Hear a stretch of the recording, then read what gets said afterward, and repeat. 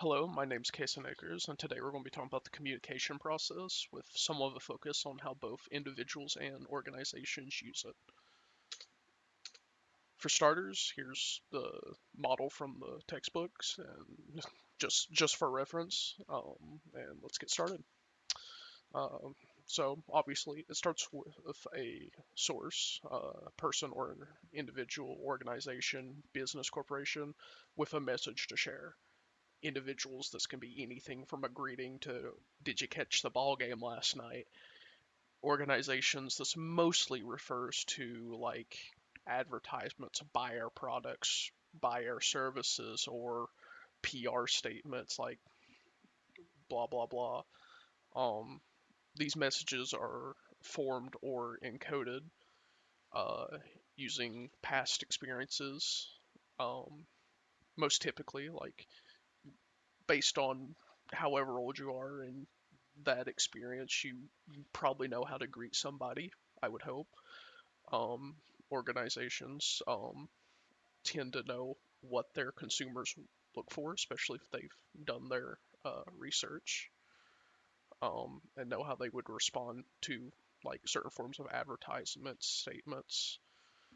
Um, but also, even if you don't have past experiences to draw upon for whatever reason, whether it's a unique or new situation, especially in the case of organizations, you can also, draw upon best practices, especially in the case of organizations. Like, well, maybe you've never advertised before, but you may draw upon what kind of advertisements typically work, especially in a given industry or such you're operating in.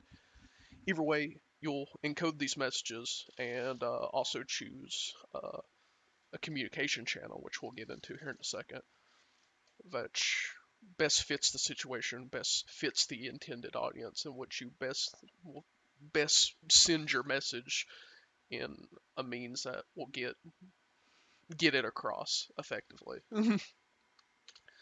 um, so all of this goes into encoding. Your choice of channel can be spoken, written, text. Organizations choose between like personal and non-personal media, advertisements, commercials, PR statements, press releases, newsletters, blah blah blah. Tone goes into it. Even when I'm speaking now, my tone is, I don't know what my tone is, but it goes into message I'm conveying. Um, the literal words and images being used. Quite obviously, this is part of the message. Additional expressions and gestures.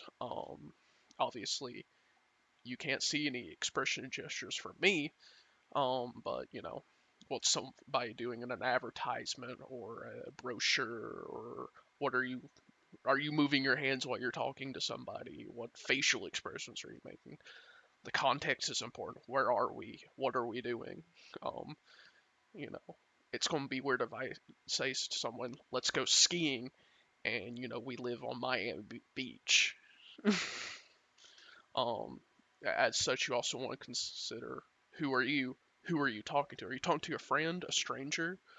Are you a business talking to your customer, your rivals, your potential customers? Do like a lot goes into this, both more that can ever be covered, so to say. Um, no matter how simple or complex a conversation is, this is happening. Um, Obviously, two two friends just talking, this is a lot more natural. Whereas like you go in for a job interview, a lot of these things are a lot more the more the higher the stakes, the more considered each of these are. Um, Kind of went over this already. Message channel. An individual's more likely to use verbal, text, written, phone call, anything like that. Organizations, this is a lot more considered. If you're advertising, do we want a commercial, brochure, newsletter? Like some of these things can be personalized. Do we just want to use social media or other forms of mass media, like the commercials, social media? What do we think will best, our customers will best respond, and what are they looking for, and what are we like? If I'm Amazon with all these different products, personalized emails are probably better because, Amazon doesn't need to be advertising everyone like makeup products, blah blah blah. So they're probably going to take upon your search history, your purchase history, and send personalized emails and app notifications which best fit your interests and purchases. While also having, on the other hand, like commercials, other forms of like internet advertising, blah blah blah, all that for generally the company as a whole. But so that goes into the receiver. They receive the message, like encoding, they decode it using not so much best practices, but definitely past experiences, and interpret the message. If everything is well considered, they should receive the intended message, more or less, and in turn respond. When they respond, this is called feedback. With individuals, they likely respond with their own message, and you kind of repeat the process endlessly. Organizations, obviously, a lot of the time we are advertising. We're looking for people to buy products or services, and there's not really a direct communication line from the consumer to the organization, whereas there is with like two consumers. So this feedback may take form of a purchase, stuff like that.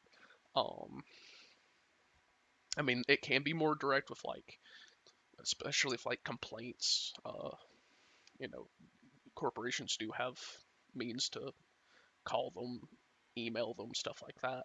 Typically, we're looking for a purchase, or at the very least, positive word of mouth, or like maybe leaving a comment on a social media post. That is a form of feedback, even closer to one that would also go through the communication process. However, there is a risk. Anything we do during this process, from encoding, decoding, sending it through a message channel, we're at risk of noise. Noise can be literal noise, but it's also anything that may distort or impact the intended message negatively and may cause miscommunication, misrepresentations, and lead to conflict. My mic quality is a form of noise. It's probably clear enough to get the message across, and you're probably going to fully understand everything I am saying, but you may not.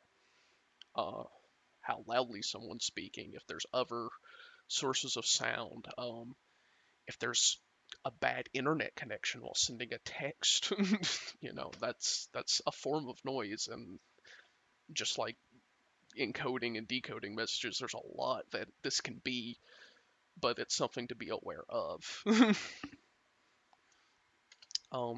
that's pretty much it. Like I, we mostly use the textbook for my references. I also draw upon past communication classes, nothing in particular though. And thank you for listening.